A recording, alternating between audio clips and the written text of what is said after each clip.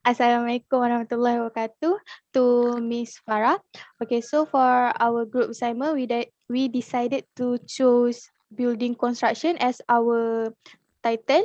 And before we start our presentation, I want to introduce my group members. First of all, I am Nurul Ashikin Binti Salim, and also my group member is Raihan Suaida, Syarafana Binti Yunus, and Nurul Isma Atasha. And for application of maritime, environmental, occupational safety and health law, we decided to choose WCT Holdings Berhad as our company, as our reference company. Okay, first of all, abstract. So this abstract,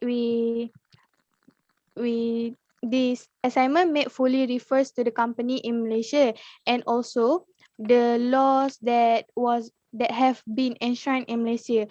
So this company must relate to the law that have been enshrined in Malaysia, that have been enshrined in Malaysia.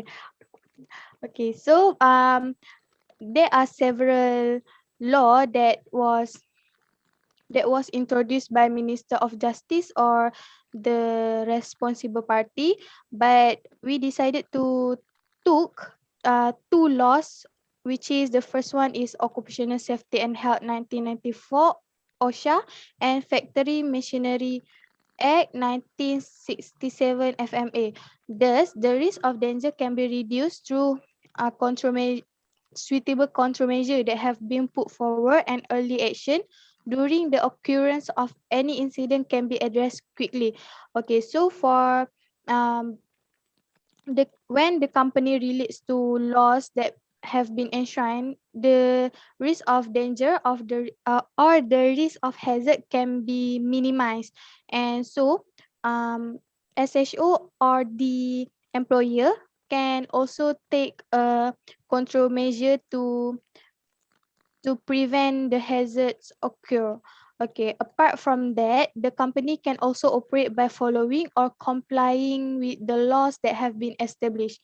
So, after than that, countermeasure need to be emphasized in this sector, especially working with high risk, because in building construction, there is a workers that there is a workers must working at the height.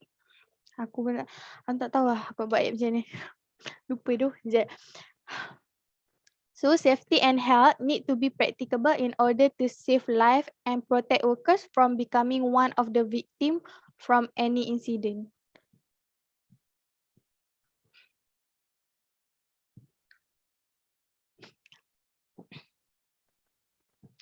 Okay, so we continue with introduction. First of all, we took WCT Holdings Berhad as our reference company because WCT Holdings Berhad is the one of the top 10 Malaysia's largest building construction company. So this company physically located at Petaling Jaya, Selangor. So this company was established 38 years ago, which is the date that WCT Holdings Berhad established is on 14 January 1987. Before this, WCT was known as WCT Earthworks and Building Contractors Sdn Berhad. So after that, they decided to change the name of this company to WCT Holdings Berhad only. This is because the name of this company has its own meaning, which is the W is referred to the two siblings who participate in developing this company. Their family name was started by Wong, and C is referred to Chan Sun Huat, and T is referred for Peter Tang Kim Hua.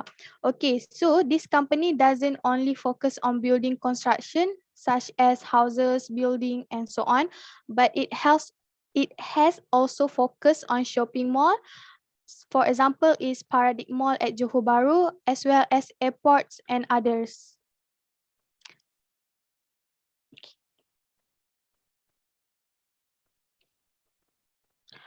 Okay, so of course this company had their several subsidiaries. With this, absolutely, they can handle their contract or their project they got according to the type of industry or contract that they have been signed. Okay, the company has a number of employees workforce of more than 2,000 people due to the presence of WCT globally. Actually, this company have around 1,000 till 5,000 of employee because they were present of WCT globally.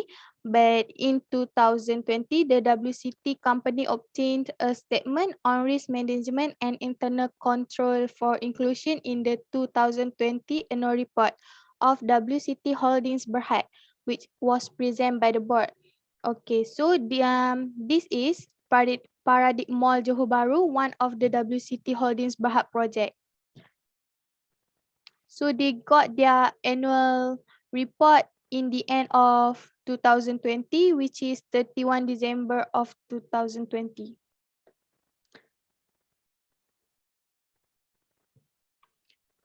Okay, and then for objective, first to ensure that the company runs in accordance with the laws that have been set from responsible party or from Minister of Justice. Second, able to curb or reduce the risk of danger, injury, or death with appropriate control action. So that's all from me. I pass to the next presenter.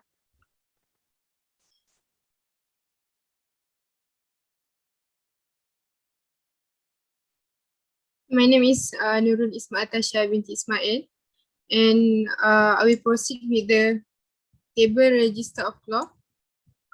First, FMA 1967, Act Part 2, Section 15, mention about dangerous part of machinery. This section explains every dangerous part of any machinery must securely fenced unless it is in a location or constructed in such a way that it is safe to everyone employed, working on or entering the premises as it would be if it were properly fenced.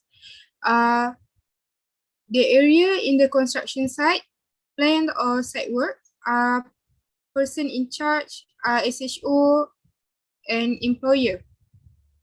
So the remarks or relevancy of this dangerous part of machinery, fixed guard has been installed which work as a barrier between a person at the point of the opera, the power train or other moving parts. Fences, gate, and protective cover for blades, presses, and all moving parts are included. Second, SHO make daily inspection on dangerous part of machinery. We will proceed with the second point, Raihan. Sekejap, aku nak kena introduce diri balik ke?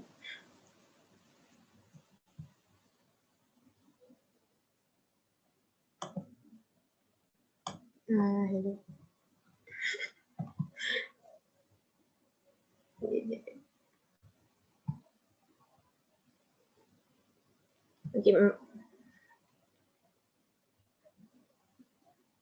Okay, my name is Nurul Suaida and I will proceed with the second second law which is factory and machinery, building, corporation and works of engineering construction, safety regulation 1986, section 86, subsection A and B, title inspection of scaffold,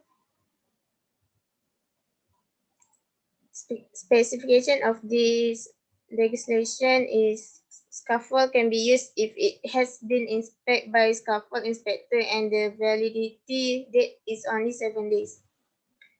Green tag was given after the inspection succeed and need to be hanging on scaffold ladder. If the structure of scaffold is changing due to the weather condition, the inspection must be done as soon as possible. The area of this is at construction site. Person in charge, scaffold inspector ensure the relevancy of this scaffold inspector make inspection every 7 days, and scaffold inspector hanging the red tag on the scaffold that is dangerous to be used. Next of this regulation, part 2, section 27, subsection 1, 2 and 3, title Safety Committee.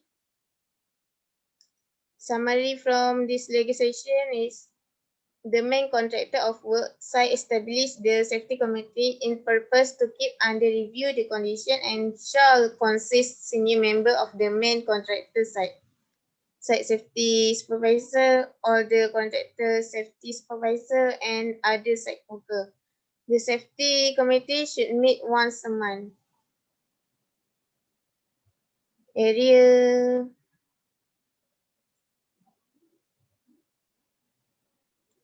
included site work and construction site.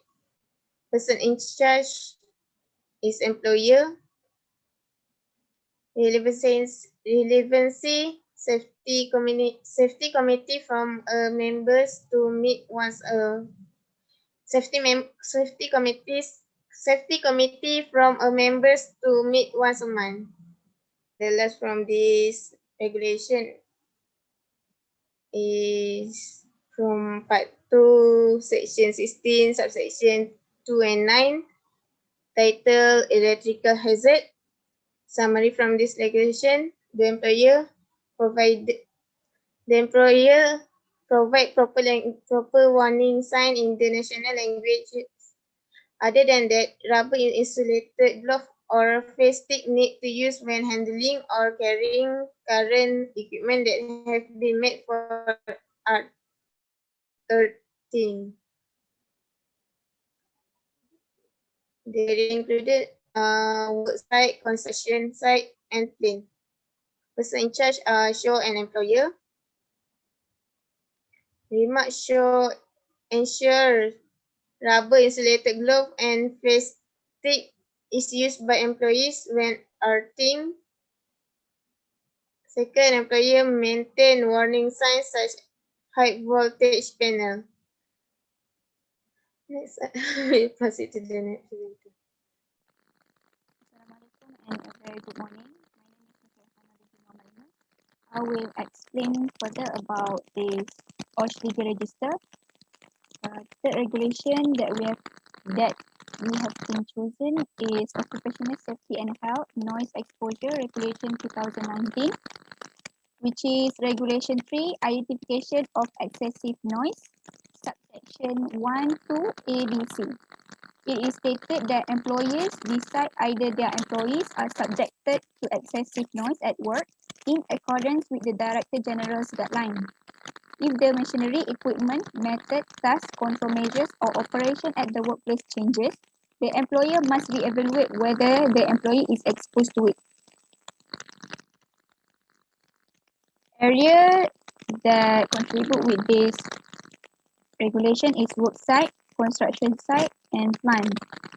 Person in charge is employer, and relevancy for this regulation is time for the identification of excessive noise, not more than 1 year.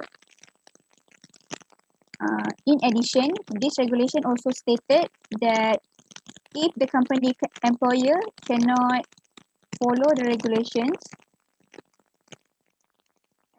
it will be charged a fine not exceeding 10,000 ringgit or to imprison for a term not exceeding 1 year or both.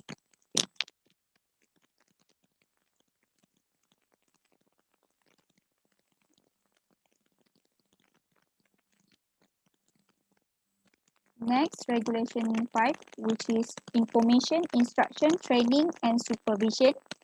In subsection 1, A, B, C, and subsection 2, it is stated that employer provide adequate information about the effects of noise, exposure on a person's hearing, and the requirement to undergo audiometric testing based on the noise risk assessment report, and provide training and proper instruction on the proper use of personal hearing protectors to such employees at least once a year. Lastly, supervising the workplace application of noise exposure control. Area that contribute with this regulation is work site, construction site, and plant. Person in charge is employer. Relevancy for this regulation is employees undergo training with clear instruction and information at least once a year.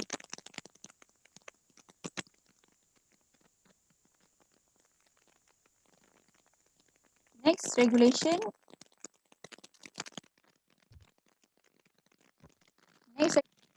Next regulation is occupational safety and health, notification of accident, dangerous occurrence, occupational poisoning, and occupational disease regulation 2004, which is NADOPOD. In part 2 regulation 5, which is notification and reporting of accident and dangerous occurrence, stated in subsection A, B, AA, BB, and subsection 2. It is stated that accident happened and caused death, serious body injury, or dangerous occurrence that caused the worker to off from work for more than 4 calendar days. Employer must inform nearest DOSH immediately, and employer must submit DOSH in JKK P6 report within 7 days. Area that contribute with this regulation is plant, work site, and construction site. Person in charge is employer. Relevancy in this regulation is employer must submit JKKP6 report within 7 days to DOSH.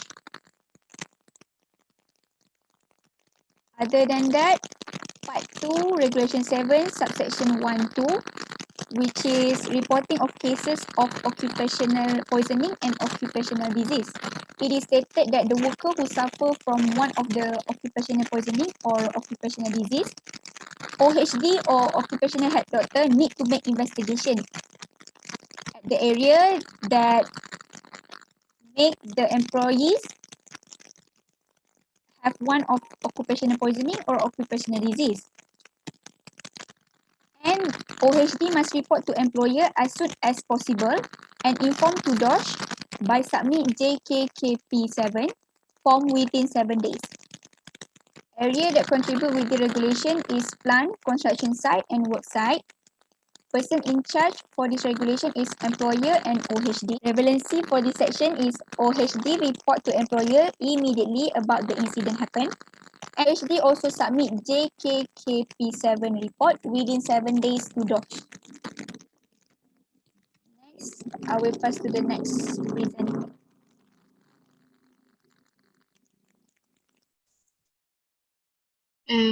And last point for factory and machinery, asbestos process regulation 1986, part 2, section 5, permissible exposure limit. Employees shall not to be exposed to the greater concentration than 1 fiber per milliliter of air average in 8 hours. Area, plan, construction site, work site, and the person in charge is employer.